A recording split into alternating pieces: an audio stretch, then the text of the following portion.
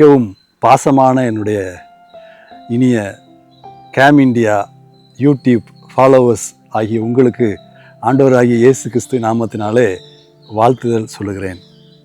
என்னுடைய நண்பனின் அத்தை ஒரு முறை என்ன பண்ணிட்டாங்கன்னா, நிறைய மாத்திரையை போட்டு தற்கொலைக்கு முயற்சி பண்ணாங்க. ஏன் அப்படின்னா, திருமண வாழ்க்கையிலே அவர்களுக்கு ஏற்பட்ட அந்த ஒரு கசப்பான அனுபவம் அவர்கள் அந்த அந்த தூக்க மாத்திரையை நிறைய போட்டு தற்கொலை பண்ணுவதற்கு முயற்சி செய்து விட்டார்கள்.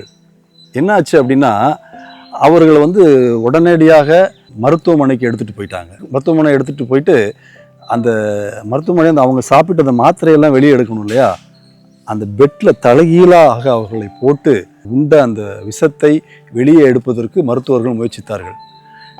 இரவு முழுதும் நானும் என்னுடைய நண்பர் என்ன பண்ணோம் தெரியுமா, அவங்க பக்கத்திலே உட்காந்துருந்தோம். அவங்களுக்கு ஒரு பக்கம் ட்ரிப்ஸ் ஏறிக்கிட்டே இருக்கும். சுயநினைவு இல்லாததுனால அவங்களுக்கு தெரியாமல் அந்த கையை அப்படி ஆட்டிடுவாங்க. ஸோ நாங்கள் அதை பார்த்துக்கிட்டே இருக்கணும். இரவு முழுசும் அவர்களை நாங்கள் தூங்காமல் கண் விழித்து அவர்களுடைய கைகளை பிடித்து கொண்டே அப்படியே இருந்த ஞாபகம் எனக்கு இருக்குது. கையை பிடிச்சிக்கிட்டே இருக்கணும். கையை கொஞ்சம் எடுத்தால் அவங்க இதாகிடுவாங்க அப்படின்னு சொல்லிட்டு.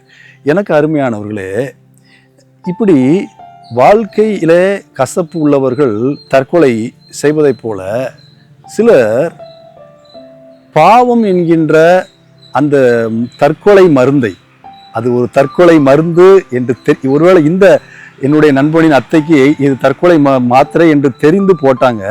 ஆனால் அநேகருடைய வாழ்க்கையில் நம்ம தற்கொலை தான் செய்கிறோன்னு தெரியாமல் பாவத்தை என்ன பண்ணுறாங்க தெரியுமா, பால் போல குடிக்கிறார்கள். ரோமர் 6:23 சொல்கிறாரு, பாவத்தின் சம்பளம் மரணம் என்று சொல்லி. ஆகையினால் இந்த மரணத்தை நோக்கி செல்லுகின்ற கோடான கோடி மக்கள் இருக்கிறார்களே, அவர்களுக்கு நாம் என்ன செய்ய போகிறோம்? நீதிமொழிகளில் ஒரு வசனம் இருக்கிறது. நீதிமொழிகள் 24:11-12.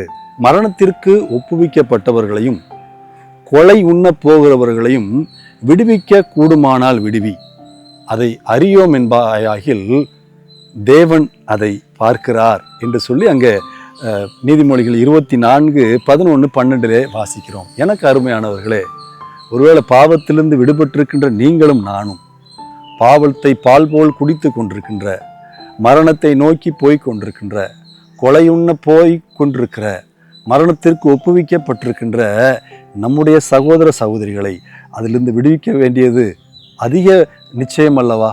ஆகையினால் இந்த வேளையில் ஒரு தீர்மானம் எடுக்கலாம். கண்களை மூடி ஆண்டவரிடம் தீர்மானத்தை சொல்லலாமா? ஆண்டவரே, மரணத்திற்கு ஒப்புவிக்கப்பட்டவர்களையும் கொலை உண்ண போகிறவர்களையும் விடுவிக்க வேண்டும் என்று சாலமோன் எங்களுக்கு சொல்லி கொடுக்கிறார். ஆண்டவரே, அவருடைய வாக்கின்படியே ஆண்டவரே, அதை நாங்கள் அறியோம் என்று சொல்லிவிட முடியாது.